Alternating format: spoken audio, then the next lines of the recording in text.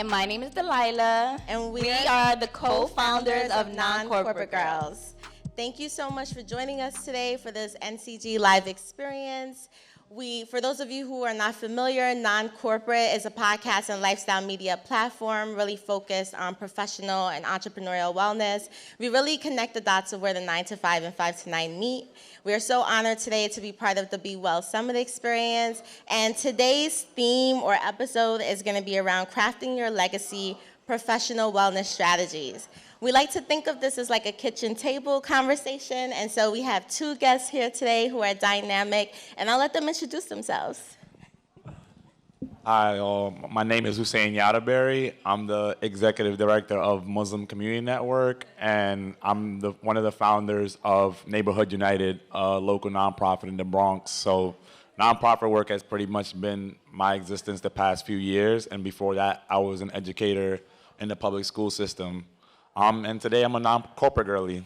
I love that. Non-corporate girly summer, right? Good morning, friends. My name is Courtney Richardson, and I'm an award-winning creative leader. I am currently a creative director at one of the top creative agencies, so I lead brand work for various brands across different cultural and lifestyle brands. And I'm also the founder of the Museum of Nail Art, aka the MONA, where the only rule is that there are no rules. And our goal is to be an immersive destination that highlights the intersectionality between nail art and how Black culture influences that. I'm really happy and excited to be here today, so let's talk. Thank you, and let's get into these nails. Like, they look gorgeous, by the way. Thank you. So the Runner Show is kind of a segue into how we host our podcast. It's a little bit different for today, but we always start with a positive note, a win, something like to get us in a good spirit. You know, we always handling and dealing with things that life throws at us. But if we stay in gratitude and grateful, it's so much easier to get through the days. So we like to ask each of you, what is your positive note of the day? So we can start with you, Courtney. Yeah, my positive note of the day is resilience. I recently got accepted into a grants fellowship program, Black Girl Ventures. So thank you. Congratulations, yes. We love to see you. Yes, yes. So yeah, that's my positive note. My positive note, I mean, honestly, it's just the health of myself and my family. I think that's something that's been coming up a lot recently just within my life, especially with my parents just being older. So just being able to take my mom to the appointments and hearing from the doctor, like things are going well, it lifts me up. We're glad to hear that. I love that, and you know, this is a wellness summit, so that's really important. I'm glad that you mentioned that. So we're just gonna jump in, all right? This is a discussion, and so legacy is the theme today. I wanna know, what do you all think about that word legacy? Because it is a huge word, and sometimes people have different layers of what they put behind it. So I wanna know, what does legacy mean to you both? Yeah, I mean, it's a loaded word. I think oftentimes when we think about legacy, you think about, well, like for me, when I define it, it's like what someone leaves behind. And like we often think about a monetary value associated with it, like an inheritance or an endowment, a building in your name, but it's like the small things of the kind words, like you leave someone, the advice, recommendations, referring someone to a job, like you're really making a meaningful impact on a person.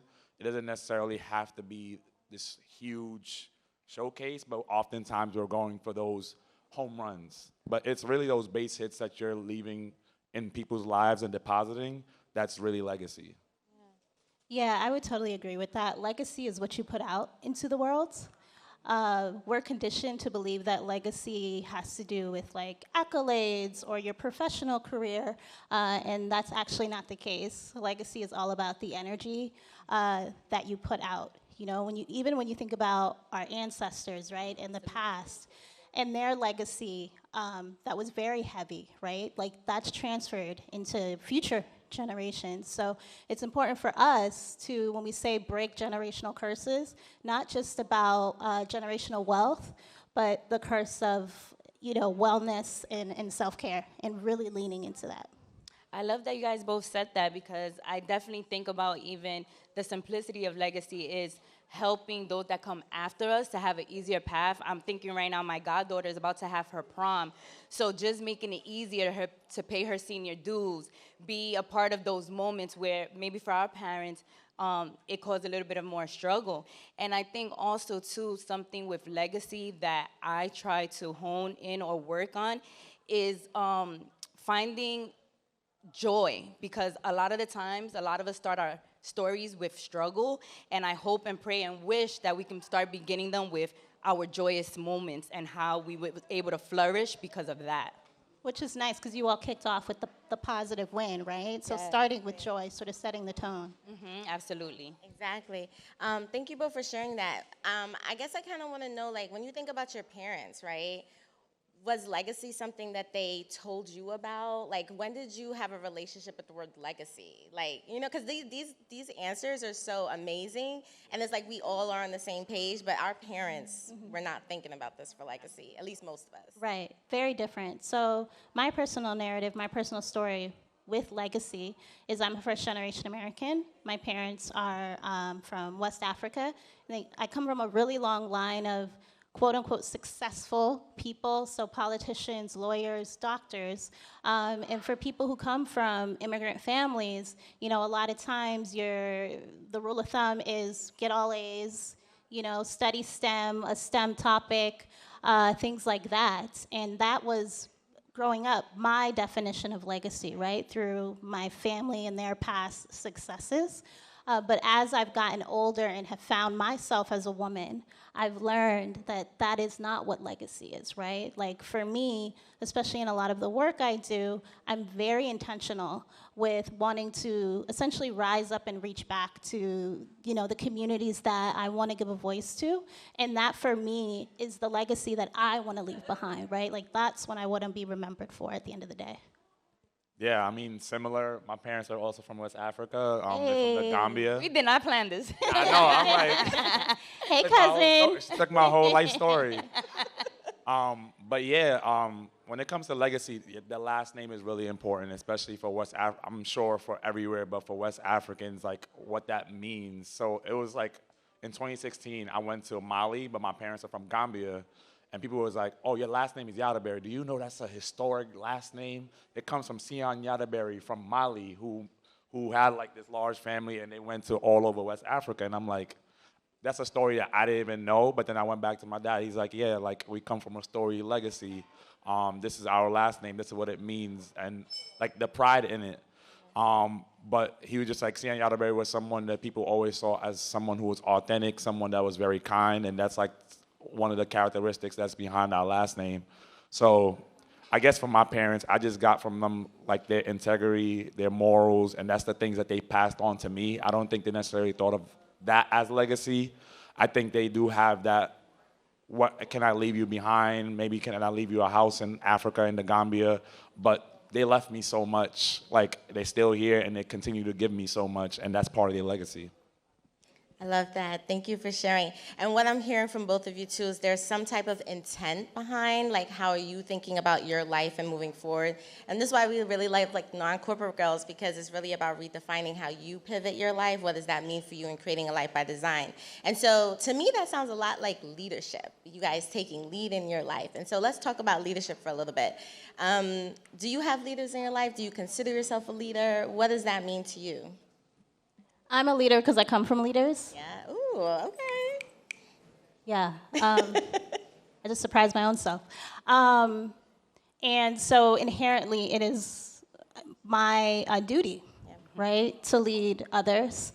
And truth be told, being a young professional, especially when you're starting new, it's you really don't think of leadership or how you can be a leader, right? Like you're maybe focused on building your network of leaders to look up to and mentors and things like that. But I will say there is something that I wish I had done when I was like in my early 20s, mid 20s, was really kind of understand sort of like that I was building a legacy already, and that I didn't need to reach a certain point in order to say, well, I'm leaving something behind, right? Like, as soon as we all enter the world, like, we are leaders. We are charged with, life's purpose, whatever that is, and whatever that means for you. Yes, like I am a leader, but for a long time, I was fearful to say I am a leader. I think the pressure, the imposter syndrome sometimes that comes with that, especially when you're jumping into new fields, it's hard to say like, I am a leader and I'm accountable for what happens with this organization or this community. It's scary. So sometimes we often run away from it, even though we're the right person for that role. So I think, just having a strong core people around you to say like, no, you're ready for this. You're gonna do well at this. Like just people to like really uplift you in your confidence. I think sometimes as just people of color, like specifically being a black man, you're often scrutinized. So like Barack Obama was scrutinized for wearing a tan suit. So it's like, for wearing a tan suit, if you're being scrutinized for that, like you can't make any mistake that's larger than that. Yeah. So it's like you get so fearful. Like if I call myself a leader, they're gonna start nitpicking at every single move that I make and everything that I say. Like, can I really be my authentic self? But it's like you gotta be your authentic self and not give a damn. That's so true. And like you said, like being held to that standard, it comes with pressures. And with those pressures come like this segue into professional wellness that we're gonna get into, because you're held to that standard, and so you feel you have to constantly show up. A lot of us experience burnout because in our families or in our circles, we're the first of a lot of things. And so we're entering these spaces not really having too many examples before us, and so trying to be the best, but also live up to the demands of many different people. And so we wanna go into what professional wellness is because it's so important. And so when you guys think of that word, what comes to mind, professional wellness? Balance. I struggle with work-life balance. I will be the first to admit that. I think, my 9 to 5 and then my 5 to 9. But as I've grown, as I, get older, I realize that life is short, and just to kind of piggyback on the leader bit, I just want to say, like, isn't it wild that we are leaders in like our smaller circles, right? Like your friend group, you feel like you all, are leaders in some sense. But when you're put in spaces where you are the quote unquote minority, that leadership is just stripped from you. And so it's a hard balance to follow, right? Because you're a leader at home, for example, but then when you get into the workplace, where we spend a majority of our time, that hat is taken off of us. And so it's hard to navigate. So it's a bit of a mind boggle. Correct. And so just piggybacking off of that, right, what are some strategies, and you started to name some too, like having that tribe or those people around you to help kind of lift you up and remind you that you are a leader. But to your point, what are some of those strategies, especially in like corporate spaces or entrepreneurial spaces where you are stripped of that or you feel stripped of that, but innately you have it? How do you get past that? What do you do? Your vibe is your tribe. So if you have a 9 to 5 where you are feel like you're being belittled, or maybe you're dealing with imposter syndrome, I should say, trying to really tap into whether it's affinity groups or, that work auntie or that work best friend, so that you all can be a safe space for each other, because it's tough out here.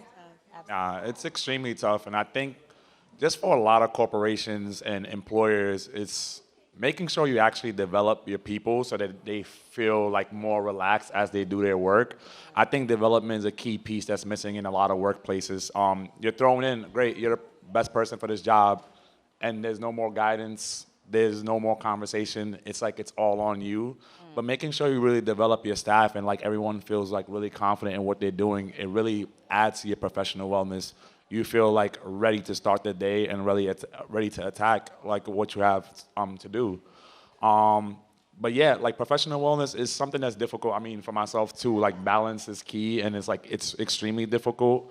I think you have your workplace, you have your passion projects, you have your family, you have your relationships, and you don't really just take those off at the door like, oh, I got things going on at home. I'm not just able to hang that up. It comes into the workplace with me. So like, trying to make sure like you allot and allocate that time properly, like really building in those days and that time. And honestly, for me, also prayer, just having faith and love being able to pray and say, like, I'm Muslim, so I'm not always consistent with my 5 daily prayers, but like when I am, like, it just kind of, it's like my meditation.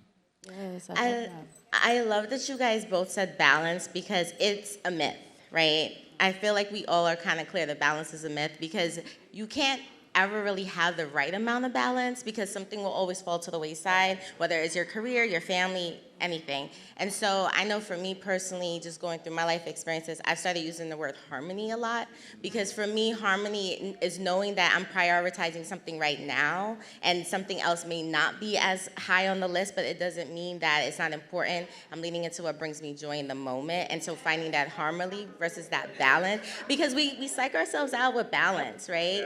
So it's just something that I'm like hearing and trying to like practice more of. And I've often heard too, like, you can be all the things, but you can't be all the things at once, at the same time. Yeah. And so to kind of take a step back, it was a leader and a speaker session that I was at that I think she was a mom speaking and was just discussing and giving advice that, like, sometimes you have to check in with yourself and reprioritize because maybe today this is taking the lead and that's taking the back seat, and you got to be okay with those shifts. But the more you make it, it does aid into your wellness across the board. And to the point that Yara was making about developing people, yes, I feel like I want people to understand also is a synergy, and you have to speak up for what your needs are and what you want because closed mouths don't get fed. And sometimes, you know, as a leader, you're so bogged down with what the demands are of you that sometimes it may feel like what's neglecting your team, but it's not your intention. And so I do want you guys to be encouraged to advocate for yourselves constantly and let people know what it is you need, whether that's time off, whether that's more support, whether you need to take things off your plate. Speak up. Yeah, I want to jump in real quick. Like, the work relationship should be symbiotic. It shouldn't be that one party is getting the bulk of that relationship. So, like, speaking up for yourself for development opportunities, saying there's a training here, I need you to pay for it. Yes. Making sure they're paying for your wellness opportunities, whether it's mental wellness, whether it's physical wellness, and saying, this health plan that you have, it's crap. So we need to look at a better health plan for next year. So I think just kind of like thinking of beyond just salary, there's so much other like tangible things that's part of compensation that sometimes we often don't think about and they just slip by. Absolutely. Yeah, and I also want to add, there's another side to that coin, which is like being confident in being a disappointment. When I say that, I mean, when you say to a boss or someone, I need the day off, or I need PTO, they may not be down with that, right? Like, it could be a no, but the more you advocate for yourself, the more you are confident in disappointing people, because people are going to be like, no, what do you mean no? If it don't work for them, it's like they don't want to hear it. Right. Even if you cut people off, right? Toxic friends. Yeah. They're going to be like, well, what? She blocked me. She doesn't want me to be a part of, you know, her. She didn't invite me to the kickback. Why? Like, because I'm fine with you being disappointed in me. As long as I'm proud of myself and my choice and putting myself first, then that's all that matters. Yeah. And I was also going to say, Courtney, that sometimes that also comes from our own trauma where it's hard to say, I need a day off. Like, you come from households where parents work constantly, no rest, 2 jobs, maybe 3 jobs. I got to make ends meet. And it's like, you're coming from that environment and it's like, should I take the day off? You guilt trip yourself. You start guilting yourself like, my team needs me so much. Nah, I can't take the time off. You have to, or you can't be there for them. The work will always be there. And that's taking the accountability for yourself, right? And that's what we talk about when we talk about professional wellness. What are your boundaries? How are you walking into these spaces? What are you giving? What are you allowing people to take from you? What are you giving in return? All of it is boundaries that we're all trying to practice. I think as humans, you know, we're always gonna try to figure that out. But thinking about accountability, right? How can you both work for organizations where obviously there's a lot of structures in place, probably? What are some things that organizations can do to help employees take more accountability for their mental health, and how can they take accountability for employees' mental health? I think one thing would be maybe assigning like accountability partners. So everyone in the corporation, in the office, has an accountability partner that ensures that you each other are, taking the time for yourselves or doing things that bring you joy, right? That heighten your wellness, that protect your self-care. And then perhaps it's, having like an open luncheon where everyone comes together maybe once a month or quarterly to talk about like what they've been doing to protect their mental health. Yeah, I think for me, I don't know how many people have ever had a survey at work, like your job place, they gave you like a survey, like a Q12 or something, and then nothing happens with their survey results. It's like, why are you taking this survey and asking for feedback about the workplace, and you're not actually implementing any of the practices that we're talking about? So I think for a lot of employers, is actually putting into effect what people are saying, like actually talking to the people on the ground and making sure you're not creating toxic work environments. Correct. But oftentimes we're in toxic work environments, and from top down, there's no accountability for themselves as to like their actions and the space they're creating. It's not conducive to like positive work and just productivity. Yeah. It's in my eyes, like self-care and wellness is a part of DE&I as well. Mm-hmm. When we talk about inclusivity, right? Like it goes beyond race, ethnicity, sex, gender, but also types of work, the way people work. Yes, right? I was going to mention that. We're so ingrained with the system. It's kind of militant in a way. It's like you go in, you check in, you sit at a desk for the most part, depending on what your role is, and it's the same thing over and over and over. Who's to say that that's the way of working, right? Like that. Like what fuels you? Exactly. What's the right flexibility? Right. So having those conversations are key, and speaking up. Mm-hmm. Yeah. And we've transitioned into a very digital world where a lot of people are remote, and so that like factor of not having like the human connection, I make it a point to, in the beginning of my meetings, ask people how are they doing before we jump into the work. Like, how are you? Like, are you? And how are you really? Like, yes, and waiting for the response. Right. Not like, okay, how are you? So yeah, jump in. Like, be for real. Yeah, and I would say even what you're saying with the digital shift is like also making sure people are ready like for that digital shift. Like technical barriers, I don't think people often think about it enough. Like just because you may be in your 30s doesn't mean you understand all these super technical tools at your work. Correct. We got Asana, you got Tableau, you have all of these different softwares. It's like, are you sure all of your staff members actually know how to use this? And like, then you hold them accountable for not doing something properly, but did you actually make sure like they're properly developed? And because it's a shift happening. Eventually, like for a lot of younger generation, they won't be at workplaces. Everything will be happening online. So it's like really making sure people are like equipped, and like that digital literacy gap, like within communities of color, it's like really high.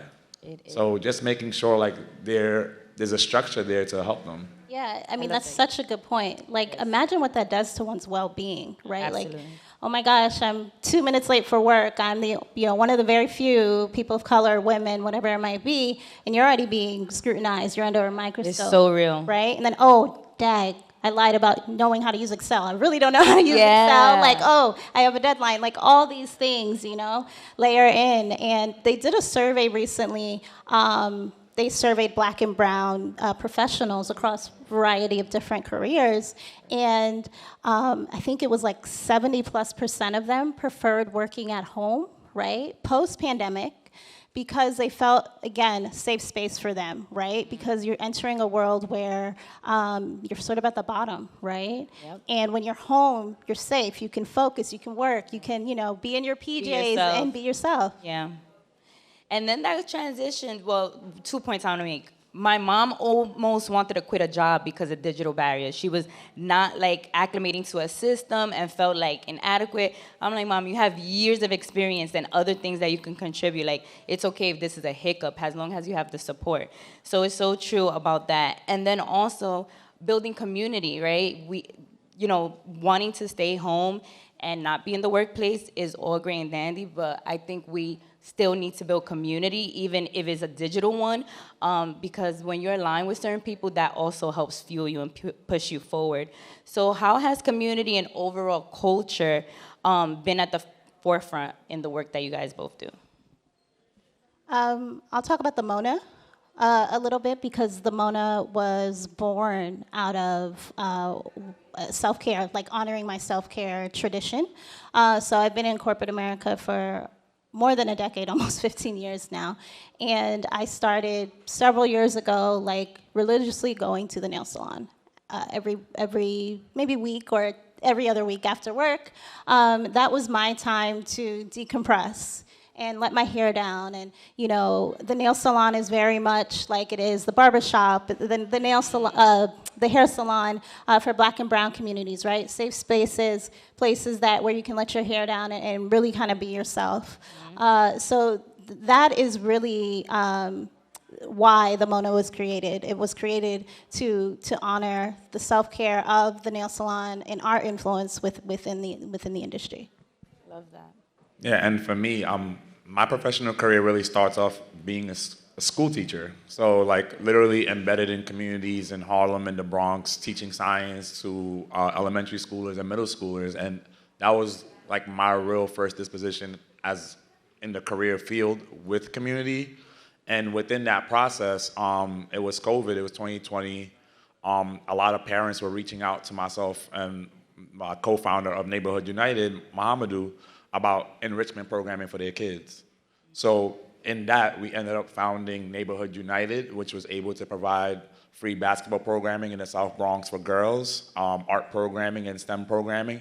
And we were doing a lot of the stuff hybrid and digitally, but it was our first time really messing with this space. Like, we're learning Zoom for the first time as we're teaching kids through the day, and then using it on Saturdays to teach art programs. So it was just like, we were trying to like meet the gap that's there in the marketplace.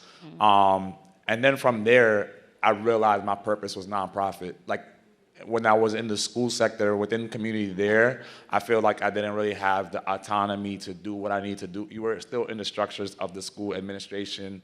You had to get approval for everything. Once I started in the nonprofit field, I'm like, oh, we could start a program overnight. Like, we got incorporated in March, and I think we started our arts program by May. We had basketball programming through the summer. Kids were in their masks, which is like the craziest time period when I go back to it. Right. But it was like, this is so fun. Like, I'm getting to create new programs and implement them right away. And now I'm the executive director of Muslim Community Network. I'm the youngest executive director and the first Black executive director. Oh, yes.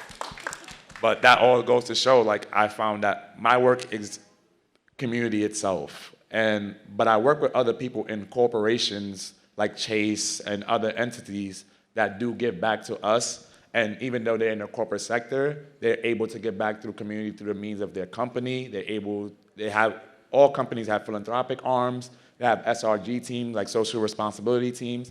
So even as a nonprofit, you still work with that private sector because they have a lot of resources. Absolutely. They have a lot of guidance, and they can do a lot of things for you for free. So there's like, sometimes there's like work product. We go to lawyers. They give us pro bono, like, hey, I'm a lawyer, I can give you pro bono work experience and like do some things for you. I can give you accounting pro bono. So just like that public-private partnership, Yes. it can all be incorporated to benefit community. And that truly is the essence right there of non-corporate girls. Merging the 9 to 5 and the 5 to 9 to make it work, because we know that corporate entities sometimes have red tape that stop us, but those side hustles are what help to fill in those gaps. So how can we do that fruitfully? And so do you think there's been an evolution to how people think about community over the past few years? I want to say 2020 was a big moment. I think thinking back to COVID itself and just like the impact that had on community, and just, it was devastating to see all the gaps that Black and brown communities had. Mm-hmm. And then that same year, I don't think we think about it often, COVID is in March 2020, then by June, July 2020 is the George Floyd and the Black Lives Matter protests, all happening the same year. I don't think the Black community has thought about community, the word itself, the same sense. I think when I talk to a lot of people, there is intention behind building community now. I think it's very different than from some years ago when I'm in the workplace. I get so much assistance from other Black people that many people from other generations say, like, this was around, but the way it's happening now, it's just like, it's multiplied and it's tenfold. Like, I literally got jobs because like another black person just saw me in an interview and said, I think you're the right person. Another person of color said, I think you're the right person for this position. Or another person saying, I'm going to refer you to this opportunity because I think it'll be dope for you and your organization as well. So I think really that camaraderie and just understanding that we're all one, I think it's really been a beneficial thing post just seeing that there's big problems in our community that we have to fix. I love that you mentioned that, and I do encourage and implore everyone here to try to pull your brothers and sisters up in spaces where they're not taking up that space. Try to include them and expand their opportunities, because sometimes, like I mentioned earlier, we're the only ones in some of these rooms, and I think it takes us to bring in more people. So do that as much as possible. Yeah, and so like we talked a little bit about it, but what are some other things that people can do to help Black and brown entrepreneurs who want to like build something but also have a positive impact on communities? Like what are some tools, things that you all have learned? What can we do?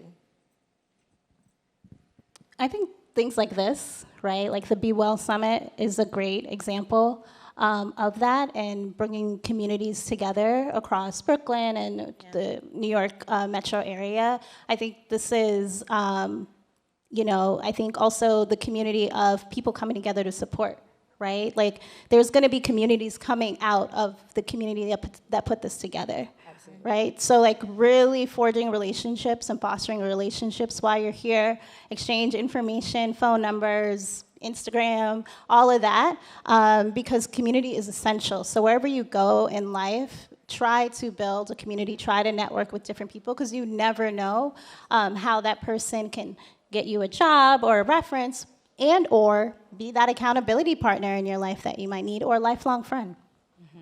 Yeah, I want to say networking is a huge part and opportunity. And opportunities sometimes we don't think about as often or take advantage of. We can't do everything, but we can contribute something in a small way to different things that interest us. So when I think it comes to entrepreneurs, like really getting connected with different people in different fields, and you may find something of interest that it's like, oh, I really love environmentalism and food security. Maybe I'm a corporate business, but that's what I want to give back to, and that's what I want to be the focus of my corporate giving.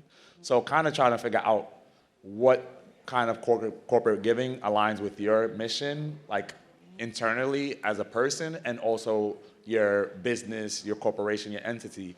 Because I think that alignment really kind of helps you find what nonprofits you may want to give back to, or what initiatives you may want to give back to as an entrepreneur. But there's a symbiotic relationship because nonprofits are like directly embedded in community, and that helps build like your consumer base.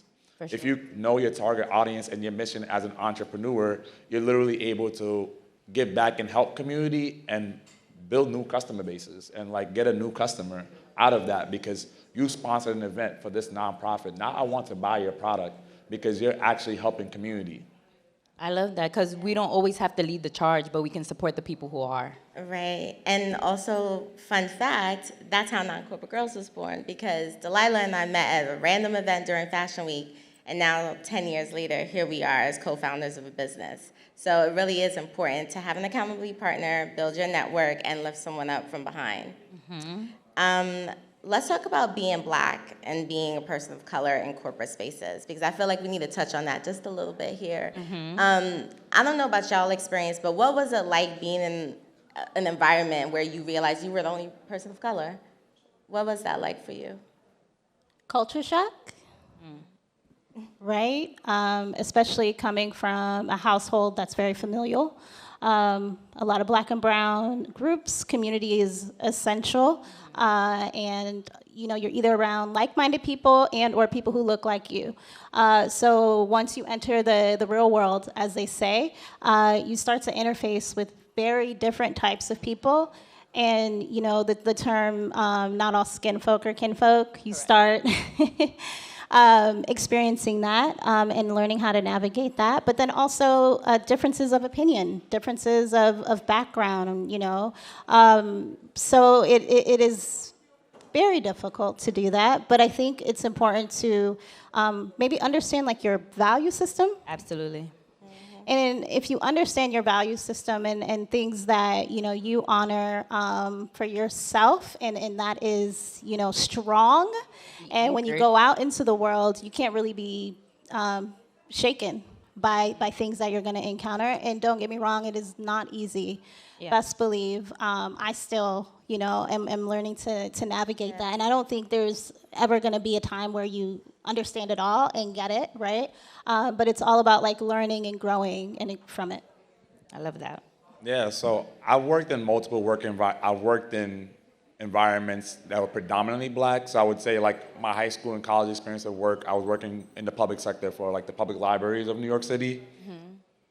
In the branch libraries, predominantly black and Hispanic workforce, but the people at the network positions of the library at corporate, all white. When they came for visits, I was in high school or college, but I noticed like a power dynamic when those people were in spaces, and like it sent like a very subtle message that, oh, like those are the white people and we're the black people, and like it's like there's nothing said, but it's just like you just feel it. People are not being their authentic selves anymore. Right. Like they're becoming small. Yeah. The code switching is on overdrive, and it's like on the regular Monday through Friday we're kicking it, but when certain people walk into the room, there's a shift, and like we're tense. Yeah. There's a tenseness in the room. So kind of shifting to like when I started my career in public schools, same dynamic. In the first school I was at, lots of black and Hispanic teachers, but whenever network people came for a site visit at a school, it was, we gotta do this, we gotta do that, and it's like, to appease, and we can't work in our normal, authentic self. We can't be ourselves. We gotta like put on this caricature of someone else. Which is crazy, because being ourselves was getting us through each day, not this like. And that's how we connect with our kids and families. But we think there's something else that we need to portray. So just keeping that in mind, and just like authenticity, you don't want that to get lost, because that's why the people love you in the first place, and that's why they connect with you in the first place. But sometimes you can get lost in the midst of that. So being black in the workplace, it can be difficult. But what I did find is that the few of us that really did connect as black and brown people, like we have like lifelong connections. Yes. I met people in 2016 who I still go to their children's birthdays, or like we still text each other. Even though we don't work together no more, we still have that connection since then, because you're going through a traumatic experience, even though whether you know it or not, and like you're bonded for life with those stories of those funny moments where like so-and-so was trying to come at us, and it's like you're bonded in the fire. Right, and hopefully you guys could give updates that life is different now. You've learned those lessons. And there's a lot of love, like when we see each other doing like really great things, sometimes online and stuff, it's just like, you always said you were gonna do this, and like you've accomplished it. Like it's so wonderful just to see the love coming back tenfold. Yes. And can we talk a little bit about authenticity though? Because like how, was that a journey for you both? Or did you always lean into it? Did you always know that you were showing up as your authentic self? Because a lot of people struggle with what their authentic self is, especially in a work environment. For me, early on, yes, I did, especially being in environments, especially in corporate America, where it was very new, novice to me.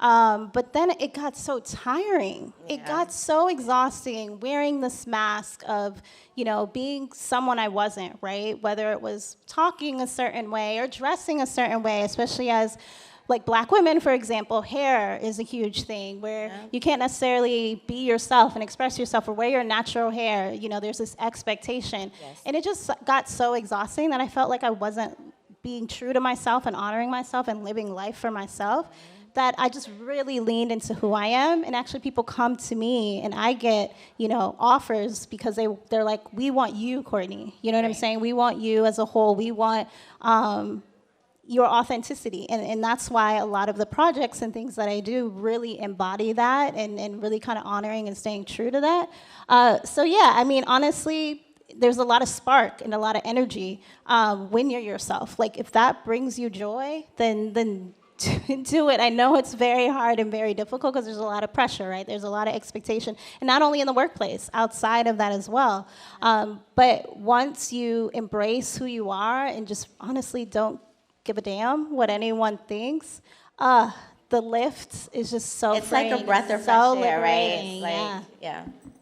Yeah, I mean, identity, like it's like a very difficult thing. When you think about authenticity, you think about identity.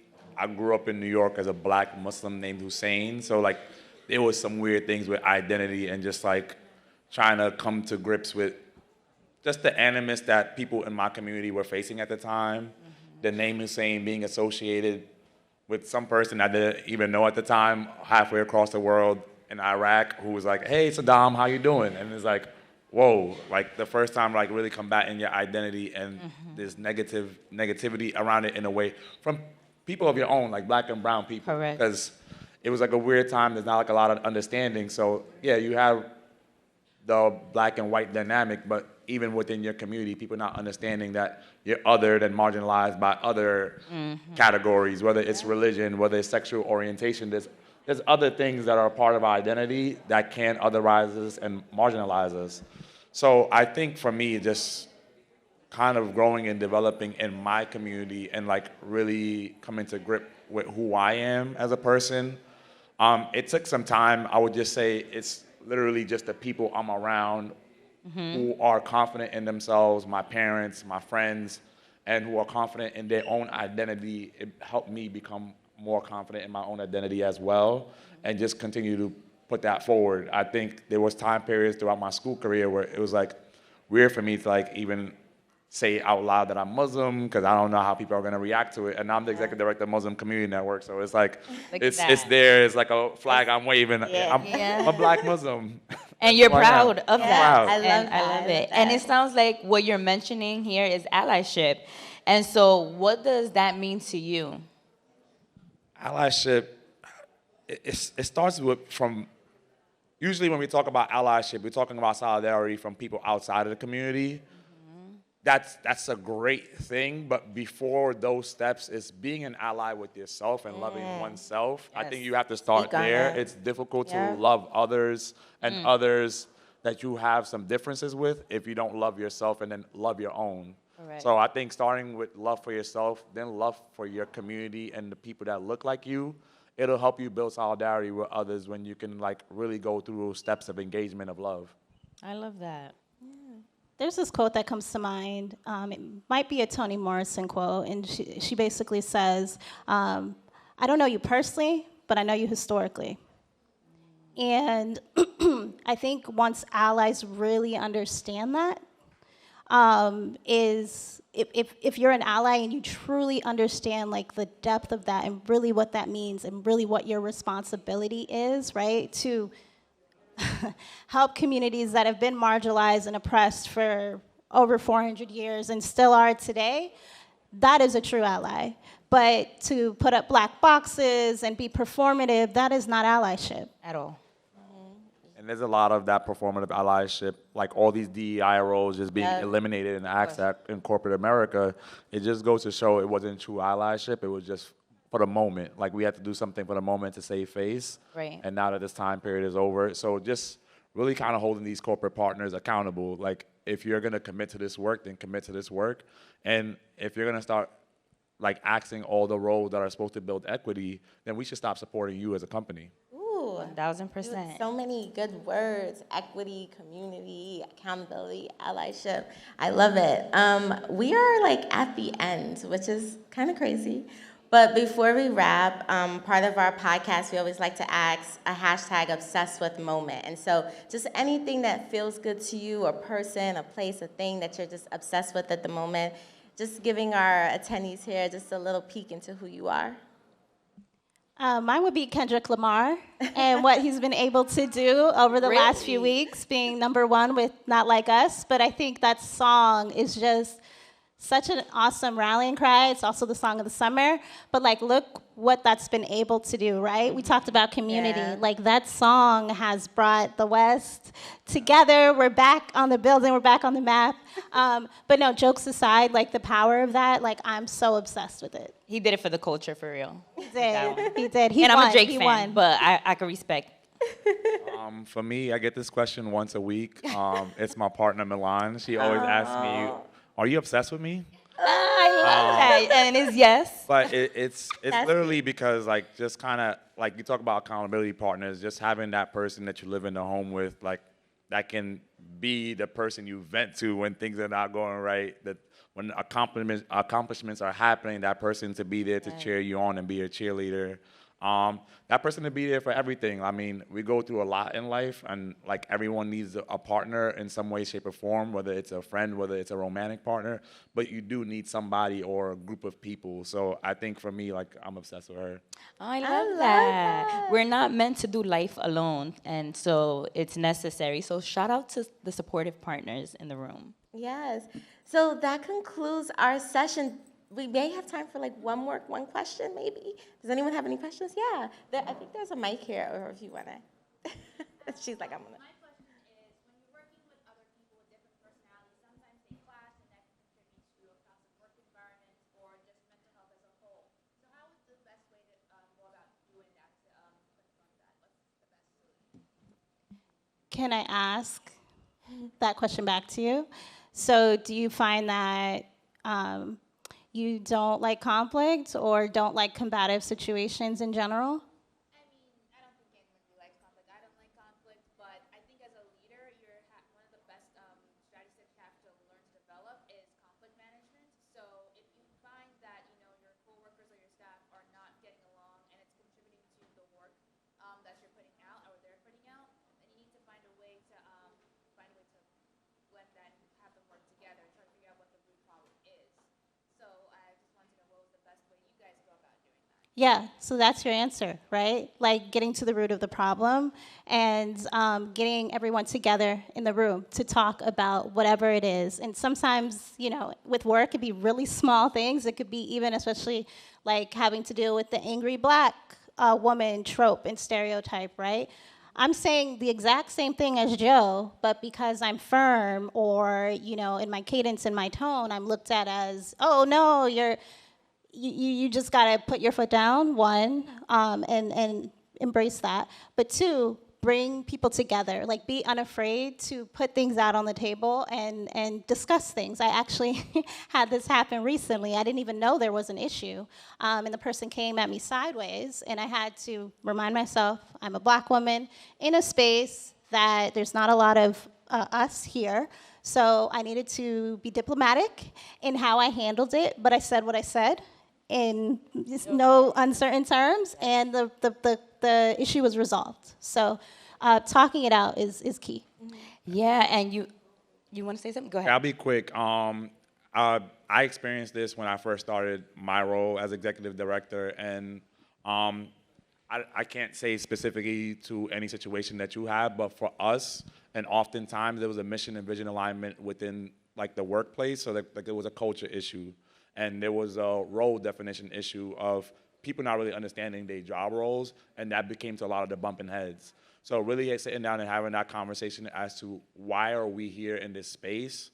Why did you even apply and start at this company? It kind of takes everyone back to the essence of why we're in this space and what is my job and what is my role within this space. I think when people have more clarity about that, it's a lot easier to like really go into the work and work with people from different personalities. We all have different personalities.